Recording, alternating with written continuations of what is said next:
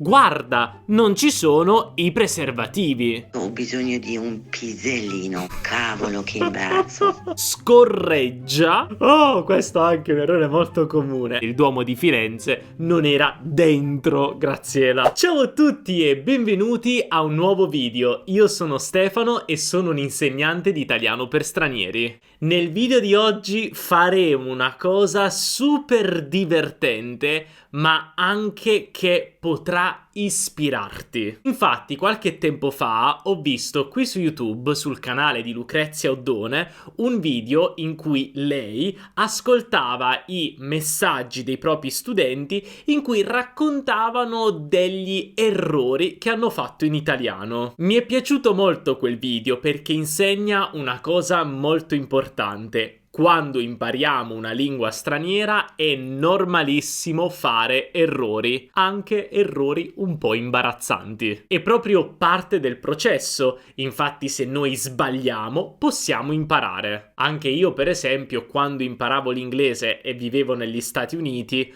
oh mamma mia, ho fatto tanti errori, alcuni anche abbastanza imbarazzanti. Quindi ho pensato, anche io voglio fare lo stesso video sul mio canale, posso chiedere quali sono gli errori dei miei studenti. Quindi un po' di tempo fa ho mandato una newsletter e se non sei iscritto alla newsletter puoi iscriverti cliccando qui sotto o visitando il nostro sito web www.teacherstefano.com e nella newsletter ho chiesto mandatemi un messaggio e raccontatemi un vostro errore imbarazzante in italiano. E quindi oggi ascolteremo alcuni errori imbarazzanti che avete fatto in italiano. Purtroppo non riusciamo a inserire tutti i messaggi perché ce ne avete mandati tantissimi, però faremo il possibile. In ogni caso io li ho ascoltati tutti, li ho letti tutti e mi sono piaciuti tantissimo. Dai, iniziamo. Ascoltiamo il messaggio di Ivona o Iwona, spero di pronunciare il tuo nome correttamente, dalla Polonia. Ciao Stefano,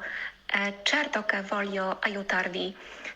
Io ricordo una situazione molto divertente quando io e mio marito abbiamo visitato i nostri amici italiani e loro avevano una macchina Fiat Panda che chiamavano Pandina. Un giorno abbiamo preso la loro Pandina e abbiamo fatto un bel viaggio insieme. Quando siamo tornati a casa di loro abbiamo fatto una bella cena e mangiavamo, chiacchieravamo ed io ho chiesto ancora un po' di questa buona Pandina invece di piadina. Ho sbagliato parole, è stato divertente. Ecco, confondere delle parole che hanno un suono simile è un errore molto frequente quando impariamo una nuova lingua. Beh, la Pandina è un nome carino che diamo alla Panda. La Fiat Panda è una macchina molto comune in Italia, lo è stato per tantissimo tempo, ma lo è ancora adesso. Quindi Pandina è un nome carino. E Pandina è molto simile a piadina, però ovviamente sono due cose completamente diverse perché la piadina la farciamo con prosciutto e mozzarella e la mangiamo a cena, invece la Pandina la guidiamo. Adesso leggiamo l'errore di Marcus dal Brasile. Ciao teacher, come stai? Devo raccontarti una situazione che mi è successa. Quando ero a Firenze e stavo imparando l'italiano in una scuola, ho parlato con un insegnante che parlava di un seminario che era programmato per la prossima settimana. Io ho capito bene, però ho fatto una domanda.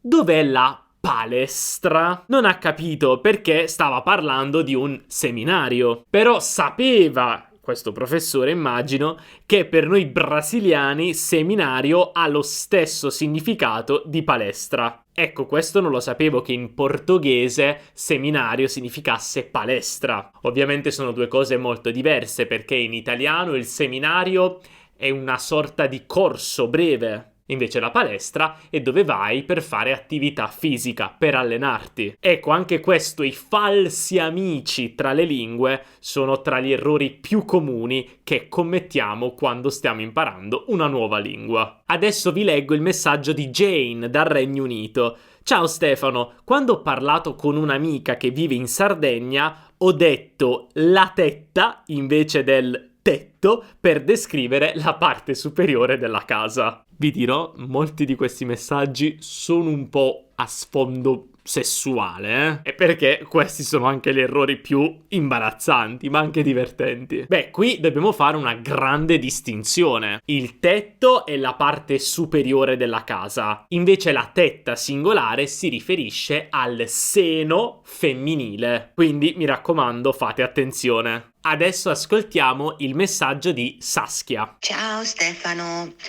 hai detto che volevi una storia divertente, allora ti racconto una storia divertente. Tanti anni fa era a cena di famiglia italiana, avevo mangiato molto e volevo sdraiarmi per mezz'ora, ma invece di dire ho bisogno di un pisolino, ho detto ho bisogno di un pisellino.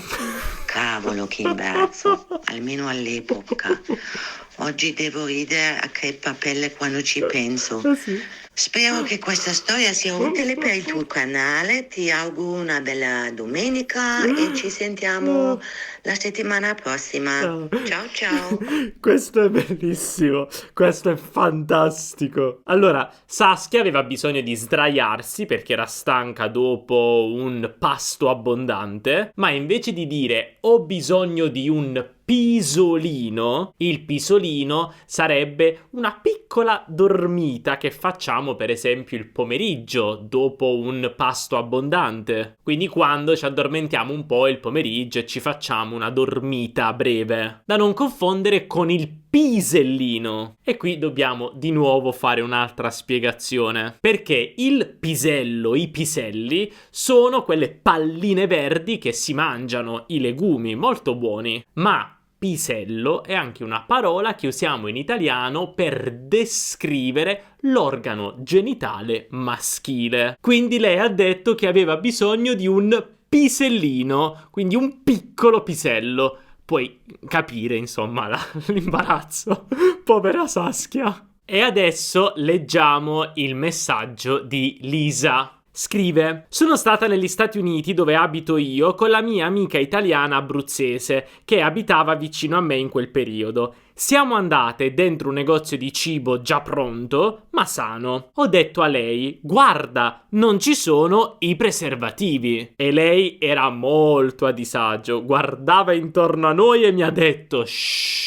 Alla fine ho capito che preservatives sono i conservanti e preservativi sono i condoms. Esatto, proprio così. Attenzione amici che parlate inglese, perché in italiano i preservativi sono un metodo contraccettivo, invece i conservanti sono tutte quelle cose che vengono aggiunte al cibo così che possa durare più a lungo. Attenzione! E adesso ascoltiamo un errore di Graziela dalla Bulgaria. Una volta un uomo e una donna mi chiesero dove era il Duomo di Firenze e invece di dire dietro di me per la strada, gli dissi dentro di me. Oh, questo è anche un errore molto comune. Attenzione a non confondere dietro con dentro. Dentro è quando una cosa è all'interno di qualcos'altro, invece dietro è quando una cosa è alle nostre spalle, dietro, ok? Quindi dietro, dentro. Sicuramente il Duomo di Firenze non era dentro Graziela. E adesso vediamo il messaggio di Tinatin dalla Georgia. Spero di aver pronunciato correttamente il tuo nome. Qualche anno fa ero a una scuola estiva in Italia, a Camerino. Stavo raccontando la trama di un'opera georgiana e non conoscevo il verbo innamorarsi. Così ho provato a tradurlo dall'inglese e ho detto: loro cadono nell'amore. Eh sì, perché in inglese they fall in love. Beh, tante volte tradurre da un'altra lingua può funzionare. altre volte purtroppo no, e in questo caso non ha funzionato. Ma sono sicuro che adesso Tinatin ricorda il verbo innamorarsi perfettamente. Adesso leggiamo il messaggio di Alfred dagli Stati Uniti. Il mio professore di italiano era un uomo anziano e molto affabile. Si interessava sempre alla vita dei suoi studenti. Un giorno, quando ci siamo incontrati per caso, mi ha fermato per chiedere come andassero i miei studi di spagnolo. Visto che ero di fretta, gli ho risposto senza riflettere troppo prima di aprire la bocca, dicendogli: il mio livello di italiano è davvero migliore di quello di spagnolo. Devo ammettere che la lingua spagnola mi scorreggia un po'. Lui da gentiluomo mi ha offerto parole di incoraggiamento, raccomandandomi di tenere duro. Appena ci siamo salutati, mi sono reso conto di quello che avevo detto. Beh, questo è un altro errore molto comune. Ricorda che scoraggiare o scoraggiarsi significa perdere la motivazione. Quindi se io ti scoraggio, ti sto facendo perdere la motivazione. Se io sono scoraggiato, non sono più motivato. Ma scorreggiare significa produrre aria dal proprio sedere. Quindi sono due cose molto diverse. Scorreggiare, scoraggiare, scorreggiare, aria, scoraggiare, la motivazione. Attenzione a questo, Adesso ascoltiamo il messaggio di Marion. Buongiorno Stefano, ti mando questo messaggio dalla Germania.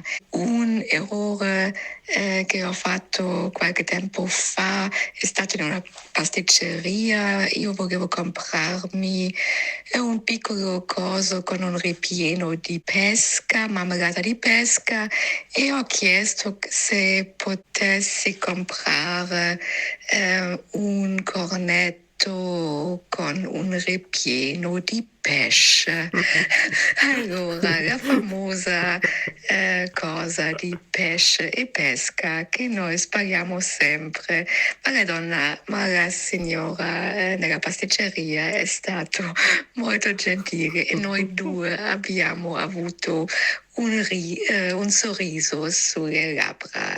Grazie e ciao ciao. Ecco, dal messaggio di Marion possiamo imparare due cose. La prima cosa che possiamo imparare è che è molto facile confondere la parola pesche con pesce. Attenzione, SCH si legge sk. Quindi con pesche stiamo parlando del frutto, invece con pesce stiamo parlando degli animali che vivono nell'acqua. Ma abbiamo imparato anche un'altra cosa da questo messaggio, che lei ha detto un cornetto al pesce e la signora della pasticceria ha riso. Si sono fatte una bella risata. Quindi non devi avere paura degli errori. Sbagliare quando impariamo una lingua è totalmente normale e a volte può essere anche un modo per farsi una bella risata, come in questo caso. Quindi chi se ne frega se sbagliamo, perché anche se sbagliamo, impariamo una cosa nuova. Sono sicuro che Marion dopo questo giorno non ha più sbagliato pesche e pesce. E poi, seconda cosa, possiamo farci anche una bella risata. E ridere fa bene alla salute. E tu, quali errori imbarazzanti hai fatto in italiano? Magari scrivili qui sotto, così possiamo farci tutti una bella risata e possiamo capire che sbagliare non è un problema, anzi è una cosa bellissima. E se questo video ti è piaciuto, non dimenticare di lasciare un bel mi piace, perché questo ci aiuta incredibilmente a far crescere il canale. E non dimenticare anche di iscriverti al canale e attivare la campanellina, così non perderai nessun video futuro. Noi ci vediamo nella prossima lezione. Un abbraccio dall'Italia. Ciao!